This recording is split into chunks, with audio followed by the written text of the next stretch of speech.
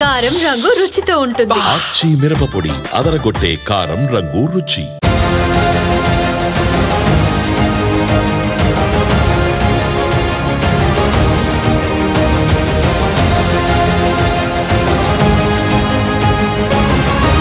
Political junction వర్తమాన రాజకీయాలపై సమగ్ర విశ్లేషణ అందిస్తుంది. నమస్తే, వెల్కమ్ టు ఆదాన్. నమస్తే గౌతమ్ గారు. నమస్తే అండి. గౌతమ్ గారు, ఈరోజు మన డిస్కషన్లో ప్రధానంగా 3 అంశాల గురించి మనం మాట్లాడదాం. నెంబర్ 1, నిన్న Jaganmohan Reddy press meet, speaker ruling ఆ వ్యవహారాలు అయిపోయిన తర్వాత తీరిగ్గా ప్రెస్ మీట్ వచ్చింది. చాలా అంశాలు ఆయన ప్రస్తావించాడు. ముఖ్యంగా తన ప్రతిపక్ష నేత హోదా మీద ఎక్కువ ఫోకస్ పెట్టాడు. పవన్ కళ్యాణ్ మీద అక్కసు తీర్చుకున్నారు. అంత కోపం, అంత ఆగ్రహం, అంత ఆవేశం, అంత ఎందుకో అర్థం కానటువంటి పరిస్థితి. సో ఓవరాల్గా నిన్న జగన్మోహన్ రెడ్డి ప్రెస్ మీట్ తర్వాత ఒక పక్క తెలుగుదేశం, జనసేన వీళ్ళకి మంచి మసాలా కంటెంట్ దొరికినట్టయితే ట్రోలర్స్కి, మేమర్స్కి అంతకు మించినటువంటి స్టఫ్ ఇచ్చాడని చెప్పేసి కూడా యూజువల్గా ఈవినింగ్ నుంచి ట్రోలర్స్ కానీ మేమర్స్ కానీ వాళ్ళకి చేతి నిండా పని దొరికేసి అది అంశం మనకు ప్రధానంగా చర్చనీయాంశం అవుతుంది. సో దాని మీద మనం ఫస్ట్ మాట్లాడే ప్రయత్నం చేద్దాం. ఆ తర్వాత నెంబర్ 2, ఆంధ్రప్రదేశ్ చరిత్రలో ఒక గుర్తుంచుకోదగ్గ ఘటన అయితే ఈరోజు నందమూరి కుటుంబానికి చెందినటువంటి 2 అల్లుళ్ళు, దగ్గుబాటి వారు, నారావారి, దాదాపు 30 ఏళ్ల తర్వాత వాళ్ళ మనస్పర్ధలన్నీ పక్కన పెట్టేసి ఒకే వేదిక మీదకి వచ్చారు. ప్రపంచ చరిత్ర అని చెప్పేసి దగ్గుబాటి వెంకటేశ్వరరావు ఆయన పుస్తకం రాస్తే దాని ఆవిష్కరణ కార్యక్రమానికి చంద్రబాబు నాయుడు, వెంకయ్యనాయుడు వంటి వాళ్ళు హాజరయ్యారు.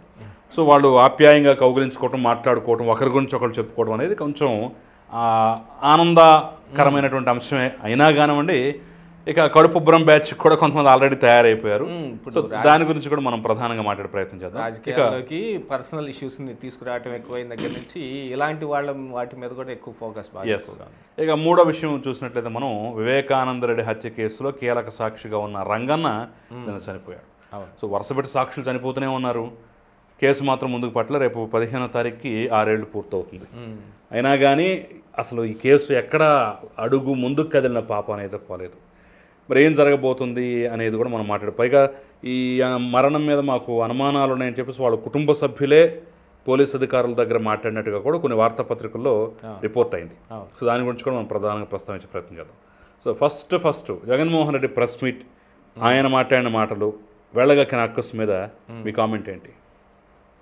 ఏదైనా శంఖంలో పోస్తేనే తీర్థం కాదన్నట్టు ఆయన అసెంబ్లీలో మాట్లాడుంటే అసలు చర్చే లేదండి. ఆయన అసెంబ్లీలో కాకుండా అసెంబ్లీలో జరిగిన వాటన్నిటి మీద బయట ప్రెస్ మీట్ పెట్టి అందులో మాట్లాడటం అనేది కొంచెం హాస్యాస్పదం. ఒక 5 సంవత్సరాలు ప్రతిపక్ష నేతగాను, ఒక 5 సంవత్సరాలు సీఎంగాను చేసిన ఆ వ్యక్తి 3వసారి ప్రతిపక్షం రాకపోయినప్పటికీ హోదా కావాలి అని నానా యాగి చేస్తూ, చిన్నపిల్లవాడు చాక్లెట్ కోసం మారం చేస్తున్నంత పెద్ద రచ్చ చేసేసి తీసుకెళ్తాం, బజార్కి తీసుకెళ్తే పిల్లాడు ఏం చేస్తాడు, అక్కడ ఉన్న 5 స్టార్ చాక్లెట్ని చూసి నాకు అది కొనిపెడతావా లేదా అని నానా గోల్ చేసేస్తాడు. ఉన్న ఆ చుట్టుపక్కల ఉన్న వాళ్ళందరి మధ్యలో పరువంతా తీసేస్తాడు. ఇంకా కోపం వస్తే కింద పడి గిలగిలా కొట్టుకొని ఏడుస్తాడు. ఆ గిలగిలా కొట్టుకొని ఏడవటం నిన్న కనపడింది. మళ్ళీ అదే ప్రతిపక్ష నేత హోదా. అక్కడే ఆ పాయింట్ దగ్గర ఎందుకు ఆగుతాడో తెలియదు జగన్మోహన్ రెడ్డి. మరి ఆ హోదా ఇస్తే ఏమంత పగలబొడిచి వచ్చేస్తుందో అది కూడా తెలియదు. ఇప్పుడు హోదా ఇచ్చినంత మాత్రాన ఈయనకేమి అసెంబ్లీలో ఒక ఎన్ని గంటలు కావాలంటే అన్ని గంటలు, ఎంతసేపు కావాలంటే అంతసేపు మైకేం లభించదు కదా. సీఎంతో సమానంగా ఇవ్వాలంటున్నాడు కదా. 2వ డిమాండ్ అది. మొదటిది ప్రతిపక్ష హోదా ఇవ్వాలి, 2 సీఎంతో సమానంగా మైక్ ఇవ్వాలి, అప్పుడే నేను వస్తా అంటున్నాడు. అవునండి. అసలు దీనికంటే కూడా అసలు సీఎంఏ నాకు ఇవ్వాలని డిమాండ్ చేస్తే ఇంకా అసలు గొడవ పోయింది. అది చేయొచ్చు కదా. ఇప్పుడు ఎంతవరకు పాసిబిలిటీ ఉంది, ఎంతవరకు మనం చేయగలం అనేదాన్ని ఫీజిబిలిటీ చూసుకొని ఎవరైనా చేసేది. ఈ గతంలో మనం వ్యవహరించిన వ్యవహార శైలి, మన తీరు, మన తెన్నులు, వీటిని బట్టి ఈరోజు మన పట్ల మిగతా వాళ్ళ తీరు తెన్నులు కూడా ఆధారపడి ఉంటాయి. ఆ రోజున మనం మకుటం లేని మహారాజు, కిరీటం లేని రారాజు, ఈ రకంగా అసెంబ్లీలో మీడియాను రానివ్వలేదు, ఏం జరుగుతుందో తెలియలేదు, వంది మాగదులు, భజన బృందాలు, బూతులు తిట్టేవాళ్ళు, ఎన్ని నోటుకొచ్చినట్టు మాట్లాడేవాళ్ళు, అసలు అసెంబ్లీలో లేని వాళ్ళ గురించి ప్రస్తావన చేయకూడదు అనే ఒక రూల్ని తొంగలో దొక్కేసి ఆ రోజున భువనేశ్వర్ గారి గురించి మాట్లాడారు. ఆవిడని అవమానం చేశారు. ఆ దెబ్బకే కదా ఆయన ప్రతిపక్ష నేతగా ఉన్నప్పుడు చంద్రబాబు నాయుడు గారు అసెంబ్లీకి నేను మళ్ళీ ఇది కౌరవ సభ అయిపోయింది, గౌరవ సభగా మారిన రోజు మాత్రమే నేను మళ్ళీ తిరిగి వస్తాను అని చెప్పి ఆయన బయటకు వచ్చేసింది. ఈరోజు గౌరవ సభగా మార్చుకుని అక్కడ బడ్జెట్ ప్రవేశపెడుతున్నారు. ఇక్కడ ఇంకొక మనం పాయింట్ కూడా గమనించాలి. నిన్న ఆయన చేసిన దాంట్లో నేను చంద్రబాబు నాయుడుకి ప్రతిపక్ష నేత హోదా ఇచ్చాను, ఇప్పుడు నాకెందుకు ఇవ్వడు అని చెప్పేసి ఇచ్చేదేంటి, ఆయన ఇచ్చేదేంటి అసలు ఇది ఎలా సాధ్యం? ఆయనకి సంఖ్యాబలం ఉంది, రూల్ ప్రకారం వస్తుంది, రాజ్యాంగ సూత్రాలు పార్లమెంటరీ నిబంధనల ప్రకారం ఆటోమేటిక్గా వచ్చేస్తుంది. అలాంటప్పుడు ఈయన జగన్మోహన్ రెడ్డి దయతలిచి ఇచ్చేదేంటి అసలు? వీళ్ళంటి వాళ్ళని చూసే వెనకటికి ఒక సామెత పుట్టింది, ఆలికి అన్నం పెట్టడం ఊరికి ఉపకారం చేసినట్టు అన్నట్ట. వాళ్ళ పెళ్లి చేసుకుని తీసుకొచ్చి ఇంట్లో పెట్టుకొని సకల సపర్యాలు ఆవిడతో చేయించుకుంటూ ఆవిడకి అన్నం పెట్టడం అనేది ఈ ఊరు మొత్తానికి నేను ఉపకారం చేసినట్టు అని ఎవడో వెనకటికి చెప్పినట్టు దాని అంతటా అది వచ్చే ప్రతిపక్ష హోదాని బలవంతాన జగన్మోహన్ రెడ్డి తెచ్చిచ్చేది ఎందుకు? ఇవ్వాల్సిన అవసరమే ఉంది, దాంతటా అది వస్తుంది. ఈ అసెంబ్లీలో ఉన్న 175 మంది గాను 10% తీస్తే 17.5, అందుకని చూసుకొని 18 మంది ఉంటే ప్రతిపక్ష హోదా ఖచ్చితంగా వచ్చి తీరుతుంది. అది జగన్మోహన్ రెడ్డి ఇయ్యకపోయినా కూడా వస్తుంది. ఇంకా దాన్ని తీసేసే ప్రయత్నం చేశాడు, దాన్ని తగ్గించే ప్రయత్నం చేశాడు. ప్రతిపక్ష నేత హోదా అంటే almost all cabinet minister rank. అలాంటి ఆ ప్రతిపక్ష నేతగా ఉన్న చంద్రబాబు నాయుడు గారిని విజయవాడ ఎయిర్పోర్ట్లో గ్రీన్ ఛానల్లోంచి పంపించాల్సిన చంద్రబాబు నాయుడు గారిని, అందున ఎన్ఎస్జి కమాండోలు సెక్యూరిటీ హైమోస్ట్ సెక్యూరిటీ ఉన్న చంద్రబాబు నాయుడు గారిని నిల్చోబెట్టి పైనుంచి కిందాకి చెక్ చేపించి అవమానించలేదు. అది చేసిన జగన్మోహన్ రెడ్డి గారు. వాస్తవం. అది ప్రతిపక్ష నేత హోదా ఇచ్చినట్టయిందా? జగన్మోహన్ రెడ్డి ఇచ్చినట్టయిందా?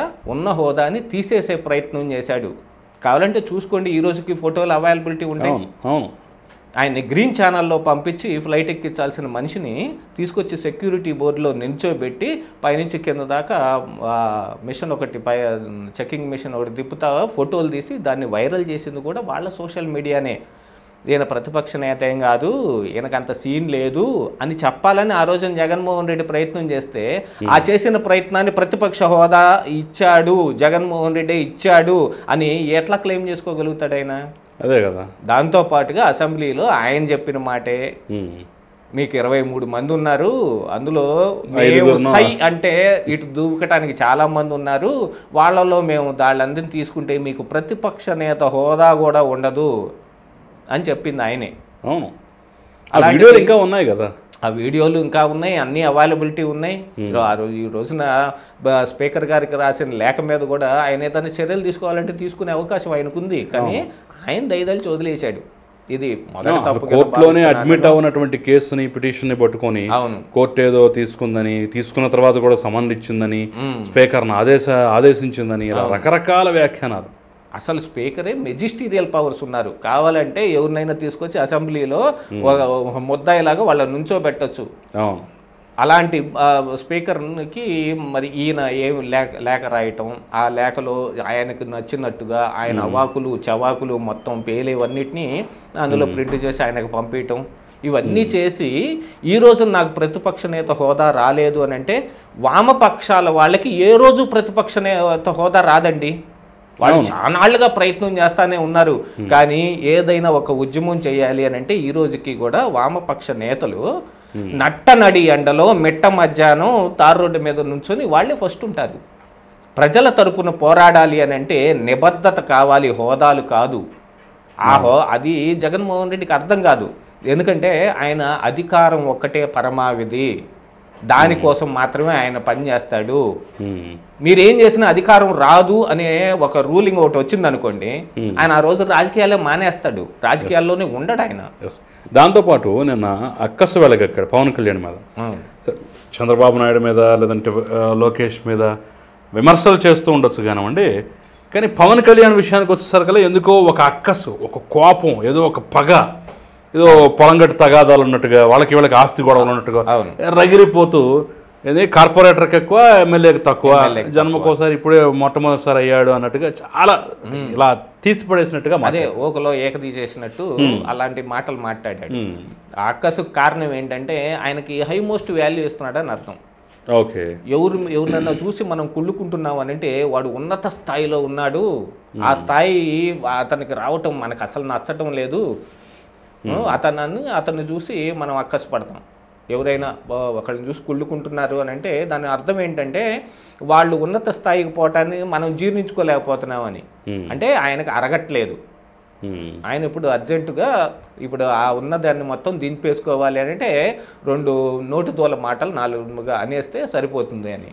కార్పొరేటర్కి ఎక్కువ, ఎమ్మెల్యేకి తక్కువ అని అంటే పవన్ కళ్యాణ్ ఆల్రెడీ పిఠాపురం నుంచి ఎమ్మెల్యే, ఆంధ్రప్రదేశ్ రాష్ట్రానికి డిప్యూటీ సీఎం, ఆంధ్రప్రదేశ్ రాష్ట్రానికి అటవీ శాఖ మంత్రి, ఆంధ్రప్రదేశ్ రాష్ట్రానికి పంచాయతీరాజ్ మినిస్టరు, ఇన్నున్నాయి. ఇంకా కార్పొరేటర్, ఎమ్మెల్యే ఎక్కడ ఆ స్థాయిని దాటి వెళ్ళిపోయాడండి, కేబినెట్ హోదాలో ఉన్నాడు. ఆయన మర్చిపోతుంది ఏంటంటే ఇప్పుడు జగన్మోహన్ రెడ్డి కన్నా ఎక్కువ సంఖ్యాబలం ఆయనకుంది.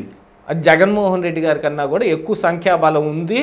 దాంతోపాటుగా ఏంటంటే యాక్చువల్గా మొన్న వాళ్ళు తీసుకున్న 21 సీట్లలో 100% స్ట్రైక్ రేట్ ఏ పార్టీ సాధించలేకపోయింది. అది అలాంటి 2 ఎంపీలు తీసుకుంటే 2 గెలిచారు, 21 తీసుకుంటే 21 గెలిచారు. కాకపోతే పవన్ కళ్యాణ్ ఇక ఆయన వ్యవహార శైలి ఎలా ఉంటుంది, అప్పుడప్పుడు నోరు దాటి కొన్ని మాటలు మాట్లాడతాడా, వాటి మీద చేస్తే దాని మీద పలానా కామెంట్ మీద, పలానా వ్యాఖ్య మీద నాకు అభ్యంతరం అంటే పర్వాలేదు, కానీ అసలు రాజకీయాల్లోనే చాలా అంటే ఏదో మనం కొన్ని మాటలు మాట్లాడకూడదు ఆ రకంగా తీసేస్తున్నారు. అవును, ఒకప్పుడు ఉన్నటువంటి కొంతమంది మీద, కొన్ని జాతుల మీద, కొన్ని కులాల మీద ఎలాంటి వివక్ష చూపించేవాళ్ళు అగ్రవర్ణ అహంకారంతో, సేమ్ అలాంటి అహంకారం, అలాంటి ధోరణి ఇక్కడ కూడా చూపిస్తున్నాడు. ఖచ్చితంగా అలాంటిదే జరుగుతుంది అక్కడ. కాకపోతే ఏమిటంటే ఇప్పుడు ఈ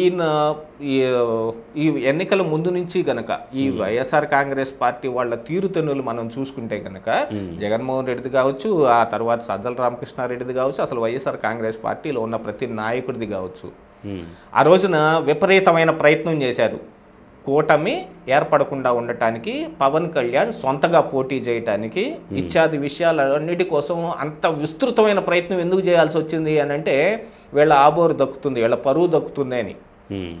పవన్ కళ్యాణ్ కనుక విడిగా పోటీ చేస్తే అందులో ఎక్కడో కొన్ని చోట్ల ఓట్లు చీలటం మూలాన కొన్ని సీట్లు మనకు ఎక్కువ వస్తాయేమోనని, అప్పటికి అధికారం వస్తుందనేదైతే ఎవరికి లేదు.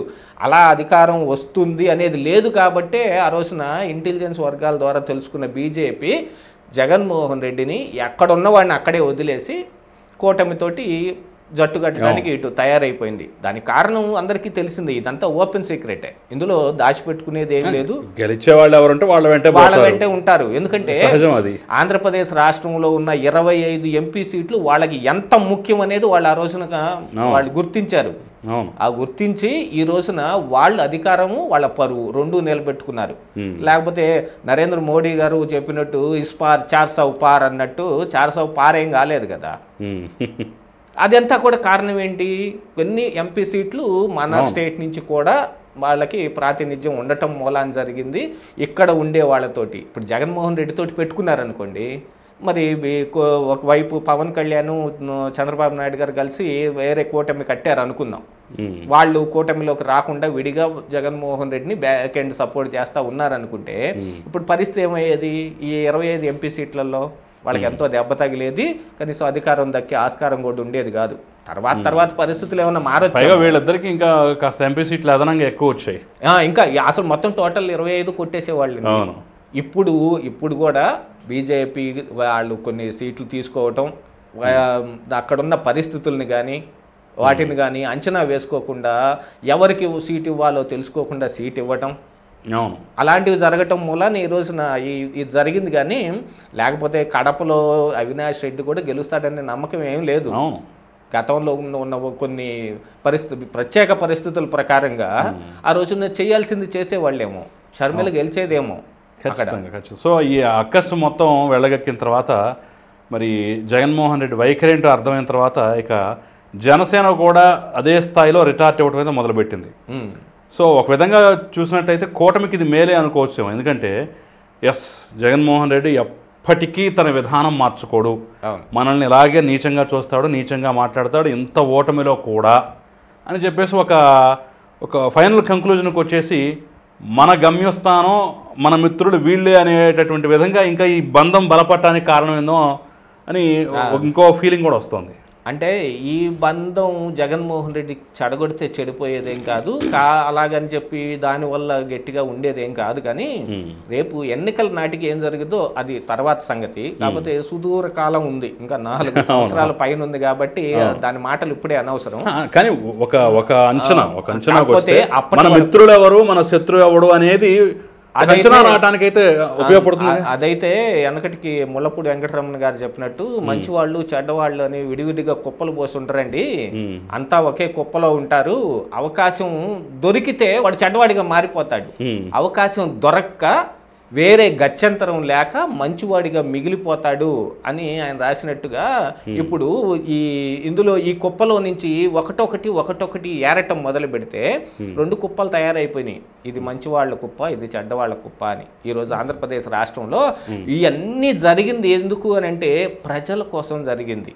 ప్రజలు ఖచ్చితమైన నిర్ణయం తీసుకోవటానికి జరిగింది. రేపు రానున్న ఎన్నికల్లో కూడా ఎవరికి పట్టం కడితే ఏమవుతుంది అనేది ఒక క్లియర్ పిక్చర్ రావటం కోసం జరిగింది.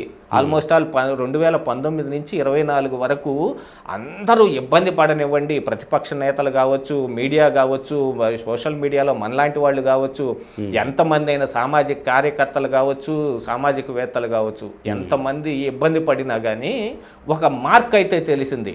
ప్రజలకు ఇదిగో కొట్టొచ్చినట్టు అర్థమైపోయేటట్టుగా జగన్మోహన్ రెడ్డి ప్రవర్తించాడు కాబట్టి ఆ ప్రజలు ఖచ్చితంగా దాన్ని నిర్ణయించుకోగలిగారు. రేపు మళ్ళీ ఎలక్షన్లు వస్తే ఇదిగో జగన్మోహన్ రెడ్డి గెలిపిస్తే ఇలాంటి ప్రమాదం ఒకటి ఉంది, అదిగో అక్కడ పులి ఉంది అని అంటే నాన్న పులి కథలో ఉంది చూడండి, అక్కడ పులి ఉంటుంది, ఏ రోజు వచ్చైనా నిన్ను మింగేస్తుంది. ఆ విషయాన్ని ప్రజలు ఖచ్చితంగా గమనించారు. దాన్ని చూసుకొని రేపు మళ్ళీ ఎలక్షన్ జరిగేది, ఓటు ఎవరిని నిర్ణయించుకునే అవకాశం కూడా ఉంటుంది. Yes sir. మనం రెండో సబ్జెక్టులోకి వెళ్తే దగ్గుబాటి వెంకటేశ్వరరావు, చంద్రబాబు నాయుడు ఇద్దరు తోడళ్ళులైనా కానీ సరే అనేక అంశాల వల్ల, రాజకీయ కారణాల వల్ల కొంత దూరం అయితే వాళ్ళ మధ్య ఉంది, గ్యాప్ అయితే వచ్చింది. సో మొత్తానికి దాదాపు 30 సంవత్సరాల తర్వాత అనుకుంటాను మొట్టమొదటిసారిగా వాళ్ళిద్దరూ ఒకే వేదిక మీద కనపడటం, ఒకరి గురించి ఒకరు మాట్లాడుకోవడం, మరోసారి ఆత్మీయంగా ఆలింగనం చేసుకోవటం, ఇవన్నీ చూస్తున్నట్టయితే ఇక కుటుంబంలో కూడా ఉన్నటువంటి మనస్పర్ధలు పూర్తిగా పోతున్నాయి అనేటటువంటి అంశం ఒక పక్క, ఇది కొంత చాలా రోజులు గుర్తుంచుకునే అంశంగా నిలబడిపోతుంది అంటూ సందేహం లేదు. అట్ ద సేమ్ టైం కడుపుబ్బరం, అమ్మో కలిసిపోతున్నారా, కలిస్తే అలాగో కొట్టుకు చావాలి కదా అనే ఫీలింగ్ తోటి అప్పుడే మొదలెట్టినటువంటి బ్యాచ్ సోషల్ మీడియాలో మరో పక్క. ఎలా చూస్తారు దీన్ని? అంటే ఏదైనా మార్పు మంచి కోసమే జరుగుతుంది. ప్రతి మనిషి మారి తీరాల్సిందే. మనకున్న అవసరాల ప్రకారంగా కానీ మనకున్న పరిస్థితుల దృష్ట్యా కానీ మనం విభేదిస్తాం, లేదు కలిసిపోతాం. అలాంటి పరిస్థితులు ఇంతకుముందు జరిగినాయి. అప్పట్లో దగ్గుబాటి వెంకటేశ్వరరావు గారు కూడా రాజకీయంగా ఆయన కొంచెం ఇదిగా ఉన్న సమయంలోనే మరి జరిగిన మనస్పర్ధలు కావచ్చు, ఇంకోటి కావచ్చు, అది కేవలం ఎందుకంటే అధికార కాంక్షతో జరిగి ఉండొచ్చు, రాజకీయ అవసరాల కోసం జరిగి ఉండొచ్చు. పవర్ ఎప్పుడు మన చేతుల్లో ఉండాలని ప్రతి ఒక్కళ్ళు అనుకుంటారు, అదే కదా అనుకునేది. దానికోసం జరిగిన వ్యవహారం కావచ్చు, కాలం అన్నిటికీ పరిష్కారం నేర్పుతుంది, చూపిస్తుంది అన్నట్టుగా మొత్తంగా ఇంత దూరం సుదూర కాలం రావటం, రాజకీయ పరిస్థితులన్నీ అవగాహన చేసుకోవటం. ఎందుకంటే మీకు చూసారంటే 2019 ఎన్నికలప్పుడు ఆయన వైఎస్ఆర్ కాంగ్రెస్ పార్టీ నుంచి పోటీ చేశారు. పర్చూరు నియోజకవర్గంలో ఫస్ట్ వాళ్ళ అబ్బాయి కోసం సీటు తీసుకున్నారు. ఆయనకి ఏదో కొన్ని నేషనాలిటీ ఇష్యూస్ రావటం మూలాన ఆయన పోటీ చేయాల్సిన పరిస్థితి వచ్చింది. ఆ రోజుకి ఆయన పోటీ చేసే ఉద్దేశం లేకపోయినా కూడా ఫోర్స్ఫుల్గా చేయాల్సి వచ్చింది. అంటే వైఎస్ఆర్ కాంగ్రెస్ పార్టీలోంచి పోటీ చేసినట్టే లెక్క, అంతే కదా జరిగింది. అలాంటిది ఈ రోజుకున్న రాజకీయ పరిస్థితులు మొత్తం ఓపెన్ అయిపోయినాయి. మొత్తం ఒక పుచ్చకాయనికి వస్తే లోపల ఉన్న ఎరుపంతా బయటకు వచ్చేసినట్టు ఈ రోజున పాలయ్యి నీళ్ళయ్యి అనేది తెలిసిపోయింది. తెలిసిపోయిన తర్వాత కూడా ఇంకా ఇప్పుడు రానున్న కాలంలో ఎవరి చేతుల్లో అధికారం ఉండబోతుందనో, లేకపోతే ఎవరితోటి ఈ ప్రజలు నిలబడ్డారనో అనేది మనం చూసుకున్నప్పుడు మనకు కూడా ఒక అవగాహన వస్తుంది. కాబట్టి అందరూ కలిసిపోయే అవకాశం ఉంది. అలాగని వాళ్ళేమో చెడ్డవాళ్ళను ఇంకొకటనో కాదు. ఇప్పటికి మరి ఆయన రాజకీయంగా ఇక నాకు తెలిసి అయితే తీసేసుకున్నారు. రాజకీయంగా ఏమి యాక్టివ్గా ఉండేటట్టు పరిస్థితులు ఏం కనిపించటం లేదు. ఇక ఇప్పుడేముంది అసలు దీనికంటే కానీ ఏముందండి, నోటుకు వచ్చినట్టు మాట్లాడి ట్విట్టర్లో కావాల్సిన దిక్కుమాలిన పోస్టులన్నీ పెట్టి చంద్రబాబు నాయుడు గారు ఎదురుగా కనపడంగానే వంగిపోయాడు విజయసాయి రెడ్డి. ఒక దుర్ఘటన దగ్గరే కలిసినప్పటికీ కూడా పరిస్థితి ఏమిటనేది ఆయనకే తెలిసిపోయింది కదా. ఎంతటి మనిషి అయినా ఎదురుగా కనపడితే ఆటోమేటిక్గా ఎటువంటి ఎక్స్ప్రెషన్ మనకు రావాలనేది ఫేస్ దాని అంతటా పలికేస్తుంది. అలాంటి ఇప్పుడు ఉద్దేశాలు మారిపోయినాయి, ఇక అవసరాలు మారిపోయినాయి, దాంతోపాటుగా ఇప్పుడు రాష్ట్రంలో ఉన్న పరిస్థితులు కూడా మారిపోయినప్పుడు మనుషులు కలిసిపోతారు. ఇది చాలా వాళ్ళ కుటుంబానికనే కాదు, రాజకీయంగా కూడా ఇదేమన్నా పెద్ద టర్న్ ఆఫ్ చూపించే అంశం అని ఎవరు చెప్పలేకపోయినప్పటికీ గాను అసలు అందరూ ఇదిగో పలానా మనిషితోటే ఉన్నారు అనే ఒక భావన అయితే వస్తుంది కదా. అలాంటి భావన రావటం మూలాన ఇప్పుడు ఇంకేంటంటే ఎక్కడ చిన్న చిత్తక పొరపచ్చాలన్నీ కూడా సమసిపోతాయి, మళ్ళీ కలుసుకుంటాం. దాంతోపాటుగా అంటే కొన్ని అరుదైన కలయికలు అనేవి ఖచ్చితంగా చర్చనీయాంశం అవుతాయి, అనివార్యం కూడా అవుతాయి. ఎందుకంటే ఇప్పుడు ఆయన పర్టికులర్గా పొలిటికల్గా యాక్టివ్గా ఉండకపోవచ్చు, కానీ పురంధరేశ్వరి గారు యాక్టివ్గా ఉన్నారు కదా. అది కూడా వీళ్ళతో కలిసి ఉన్న ఏదన్నా కాలం కర్మం రేపు కలిసి వచ్చి ఏదన్నా అవకాశం ఉంటే వాళ్ళ అబ్బాయి కూడా రేపు యాక్టివ్ అవ్వచ్చు, తెలుగుదేశమో బీజేపీయో ఏదో పంచం జారొచ్చు. లేదు ఈ వీళ్ళకున్న బంధం ఇలాగ ప్రొలాంగ్ అవటానికి ఇది ఇంకొంచెం దోహదం చేయొచ్చు. కేంద్రంతో రాష్ట్రంకి మనకున్న అవసరాల దృష్ట్యా కావచ్చు, లేదు ఇదిగో మన వాళ్ళకి ఉన్న అండర్స్టాండింగ్స్ మూలాన కావచ్చు. అసలు జాతీయ అధ్యక్ష రేసులో పురంధేశ్వరి పేరు కూడా ప్రముఖంగా వినిపిస్తోంది. దానికి వీళ్ళందరూ కలిసి సపోర్ట్ చేయాలి. కాలం కర్మం కలిసి వస్తే రేపు బాబు గారు ఏమన్నా ఇవ్వండి మాకే దక్షిణాదికి ఇచ్చేయండి, పురంధేశ్వరి గారికి ఇచ్చేయండి కొంచెం గట్టిగా, ఎందుకంటే సంఖ్యాబలం పరంగా ఇంపార్టెంట్ కదా. ఒకవేళ మాట చెప్తే ఆ అవకాశం కూడా దక్కొచ్చేమో. అలాంటివన్నీ జరుగుతానికి ఇవన్నీ ఏంటంటే దోహదం చేస్తాయి.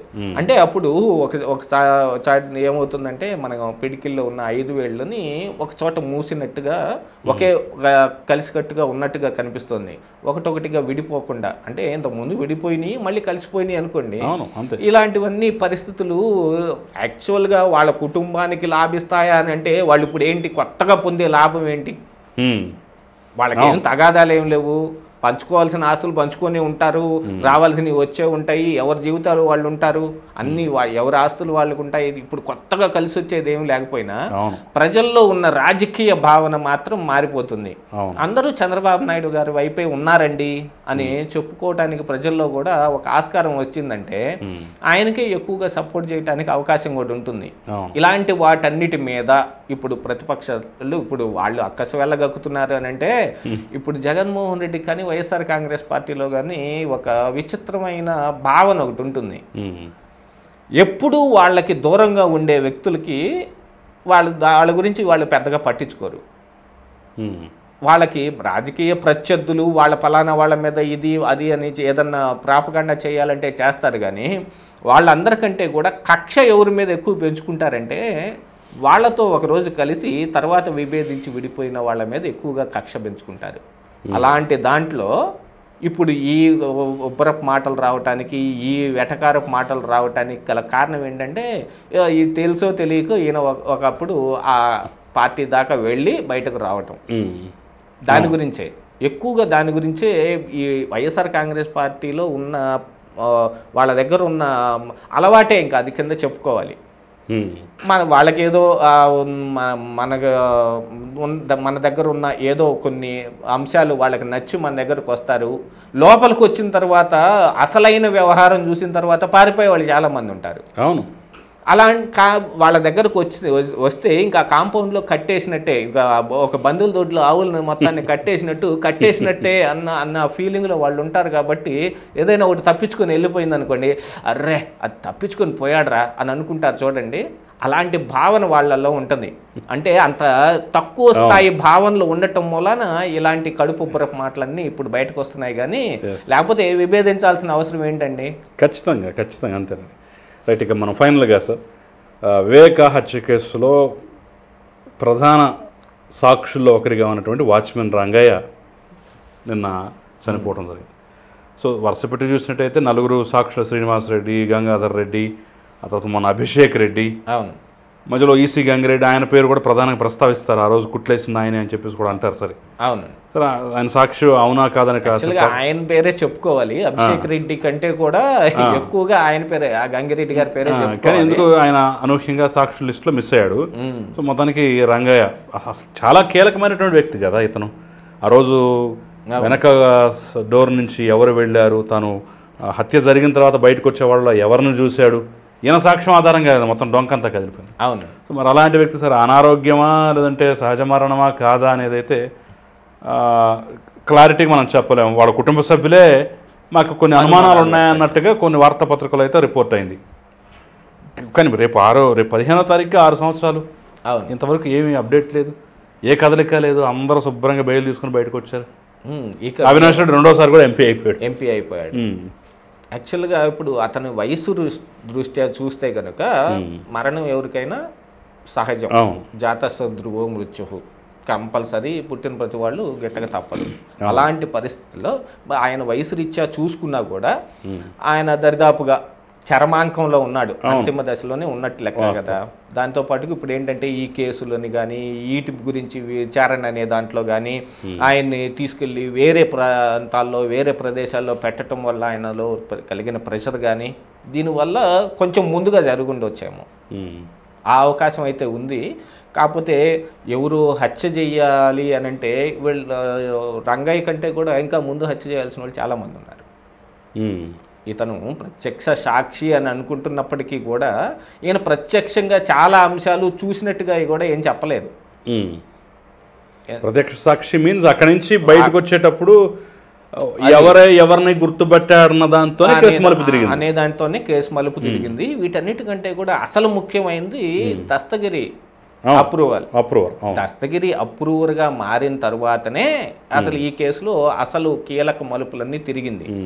అప్పటి వరకు కూడా వాళ్ళు దాన్ని మూసిపెట్టగలిగిన ఉంది. నారాసుర రక్త చరిత్ర అనేది కూడా ప్రచారం చేయగలిగారు. ప్రచారం చేయటం ఏంటి, మొన్న మరి చంద్రబాబు నాయుడు గారు కూడా చెప్పారు, ఆ రోజున వాళ్ళు చేస్తున్న దుష్ప్రచారాన్ని మనం అడ్డుకోలేని పరిస్థితుల్లో ఉన్నాం. ఆ రోజున ఈ మీదట అలా ఉండకండి, జాగ్రత్తగా ఉండండి, మంచిది చెడేది. మూడు కూడా కొంత దానికి సహకరించింది ఏమిటంటే, ఎందుకంటే అప్పటికే జగన్మోహన్ రెడ్డి గాలి ఉంది, అవునన్నా కాదన్నా అవునవును వాస్తవం. దానికి తోడు ఇలా జరిగిందంటే సహజంగా వాళ్ళ మాటే నమ్మారు. వీళ్ళు నిజాలు చెప్తున్నా, గొంతు చించుకున్నా, ఏం చేసినా సరే ఎందుకో వీళ్ళు చెప్పేదానికి ఆ రోజు ఆదరణ దక్కల. అవును నిజమే, కానీ కళ్ళెదుట కనిపిస్తున్న దాన్ని కూడా గ్రాఫిక్స్ అని చెప్తే, అమరావతిలో ఒక బిల్డింగ్ కట్టింది లేదు, మొత్తం గ్రాఫిక్స్ అని చెబితే మాత్రం ప్రజలు ఎలా నమ్మారు? అది అలాంటి విచిత్రమైన పరిస్థితులు. ఆ రోజుకి సోషల్ మీడియాలో ఉన్న ప్రభావం. ఎందుకంటే యాక్చువల్గా నా చిన్ననాటి నుంచి చూస్తున్నానండి, మీడియాలో ఏదన్నా వచ్చింది అనగానే అదొక్కటే నిజం అనుకుంటారు. ప్రజల్లో భావన అలా ఉంది.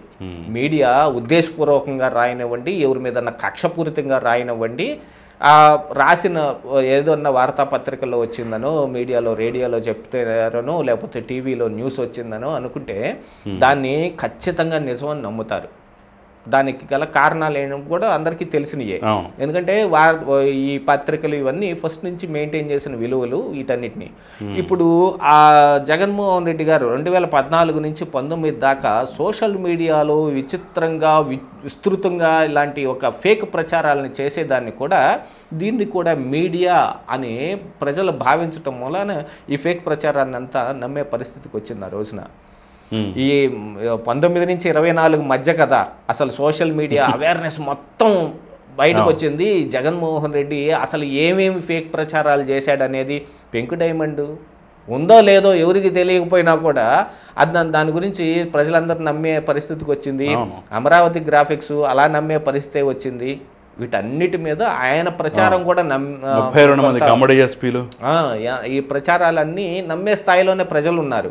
కళ్ళెదురుగా బిల్డింగులు కనిపిస్తూ ఉన్నా కూడా అమరావతి ప్రజలు కూడా మరి ఆళ్ళ రామకృష్ణారెడ్డిని గెలిపించుకున్నారు, కానీ లోకేష్ని ఎవరన్నా గెలిపించలేదు కదా.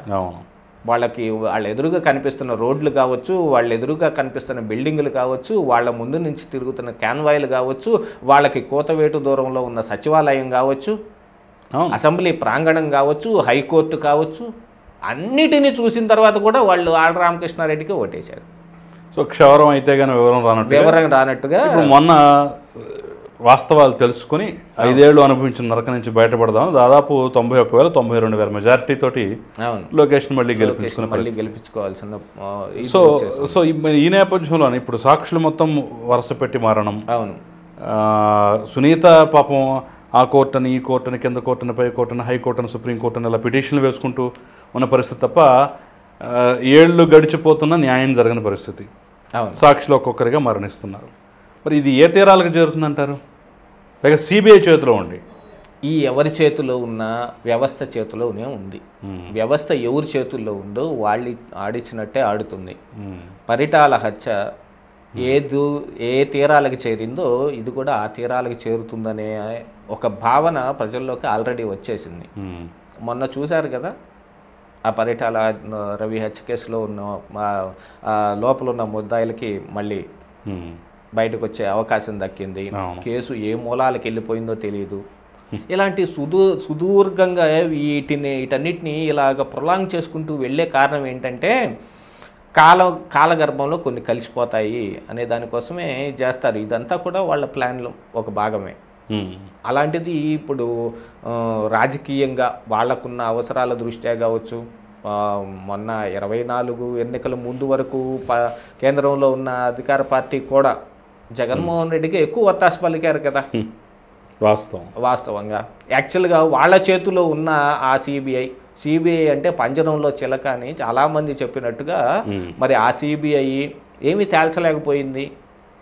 సునీత కానీ లేకపోతే ఆ సునీతని బయటకు తీసుకొని రావడానికి మరి బీటెక్ రవి కానీ ఆదినారాయణ రెడ్డి కానీ చేసిన ప్రయత్నాలు కానీ వీటన్నిటి దృష్ట్యానే అసలు సిబిఐకి కేసు వెళ్ళటం, ఆంధ్రప్రదేశ్ రాష్ట్రం నుంచి తెలంగాణ రాష్ట్రానికి మార్చటం, ఇవన్నీ జరిగిన కారణం ఏంటి? వాళ్ళు ఎంత దూరం వీలైతే అంత దూరం ప్రొలాంగ్ చేయటానికి ఫిక్స్ అయిపోయి ఉన్నారు కాబట్టి.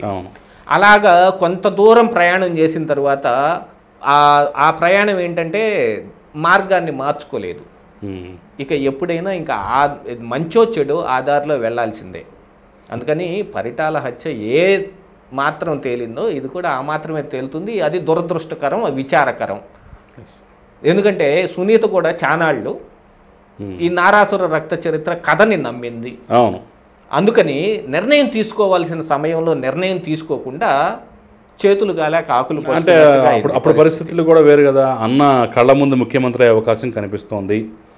అన్నే ముఖ్యమంత్రి అయితే చిన్నాన్న హత్య కేసుని చిటికలో తేలుస్తాడు అనుకున్నారు. కానీ దురదృష్టం అన్న ముఖ్యమంత్రి కావడమే ఆ కేసుని భూస్థాపితం చేయడానికి కారణమైందన్న సంగతి మాత్రం ఊహించలేకపోయారు. అంటే నాకు ఇక్కడ ఒక చిన్న అనుమానం ఏమిటాయంటే సునీత కానీ ఆవిడ భర్త రాజశేఖర రెడ్డి కానీ వాళ్ళు ఎవరు చంపారు అనేది ఆ హత్య జరిగింది అని వాళ్ళు అనుకున్న తర్వాత ఒక క్షణం కూడా ఊహించలేకపోయారా? వాళ్ళకి తెలుసు ఎవరి చేతుల్లో జరిగింది, ఎవరి వల్ల జరిగింది, ఎందుకు జరిగింది అనేది కూడా వాళ్ళకి తెలుసు. ఆ జరిగిన దాంట్లో ఎందుకు జరిగిందో అనే దాన్ని వాళ్ళు కొంచెం విస్మరించారు. ఎవరి వల్ల జరిగిందో వాళ్ళకి శిక్ష పడితే చాలని అనుకున్నారు. అందుకనే ప్రతిసారి సునీత వెళ్ళి జగన్మోహన్ రెడ్డి గారి ముందు అవినాష్ రెడ్డి గురించే ప్రస్తావన చేస్తుంటే అప్పుడు జగన్మోహన్ రెడ్డి కూడా చెప్పింది, ఏంటమ్మా నువ్వు పదే అవినాష్ రెడ్డి గురించి అవినాష్ రెడ్డి అని అంటావు, ఏమన్నా ఉంటే అవినాష్ రెడ్డి బీజేపీలో చేరిపోతాడు, ఇంకా నా మీదకి ఏమన్నా వస్తే ఉన్న సిబిఐ కేసులతో పాటు ఇది ఇంకొక సిబిఐ కేసు అవుతుంది అని అన్న పరిస్థితులు ఎందుకు వచ్చాయి? ఎవడు కూడా కొంత విస్మరించింది. ఎవడికి తెలిసిన నిజాన్ని చెప్పవలసిన సమయంలో చెప్పలేదు కాబట్టి ఈ పరిస్థితికి తీసుకొచ్చింది. వివేకానంద రెడ్డి హత్య ఎంతకీ తేలకుండా ఎంత ప్రొలాంగ్ అవటంలో వెనకటి చెబుతారు చూడండి, తిలా పాపం తలా పెరుగుతుంది అన్నట్టు అందరి హస్తం ఉంది, అందరికి ఇందులో అనుభవించాల్సిన పరిస్థితులు వచ్చి పడ్డాయి. అందుకని ఇప్పుడు ఈ వాచ్మెన్ రంగయ్య చనిపోయినంత మాత్రాన ఈ కేసు తేలకుండా ఉండే ఏం లేదు. తేల్చదలుచుకుంటే ఎలాగైనా తేలుతుంది. తేల్చే అవకాశం ఉంటే దాన్ని ఎలాగైనా తేలుస్తారు. ఆ విషయంలో మరి కేంద్రంలో ఉన్న పెద్దలు కొంచెం తీసుకోవాలి. ఎందుకంటే అది రాష్ట్ర పరిధి దాటి వెళ్ళిపోయింది. అవును వాస్తవం. రాష్ట్ర పరిధి చేతిలో లేదు. ఎప్పుడు చంద్రబాబు నాయుడు గారు ఒక సిట్ వేశారు, జగన్మోహన్ రెడ్డి గారు ఒక సిట్ వేశారు, ఆ తర్వాత అది సిబిఐకి వెళ్ళిపోయింది. అది తర్వాత ఆంధ్రప్రదేశ్ రాష్ట్రం దాటి తెలంగాణ రాష్ట్రానికి కూడా వెళ్ళిపోయింది. ఇన్ని జరిగిన తర్వాత ఇప్పుడు ఆంధ్రప్రదేశ్లో ఉన్న వాళ్ళు ఏమీ చేయలేని పరిస్థితిలోనే ఉన్నారు. అంటే కేంద్రం ఏదైనా చెయ్యాలి. ఆ కేంద్రంలో ఉన్న పెద్దల్ని పట్టుకోవటం ఎలాగా, వాళ్ళతోటి ఈ కేసు తేల్పించటం ఎలాగా అనే ఆ అంశాన్ని క్రాక్ చేశారనుకోండి, ఈ కేసు మళ్ళీ మంచు పొరలాగా విడిపోతుంది. దొరకాల్సినవన్నీ దొరుకుతాయి. ఈ రోజుకి మీకు గుర్తుండే ఉంటే గొడ్డలు ఇంకా దొరకలేదు. అవును ఆ గొడ్డలు ఇప్పుడు దొరుకుతుంది.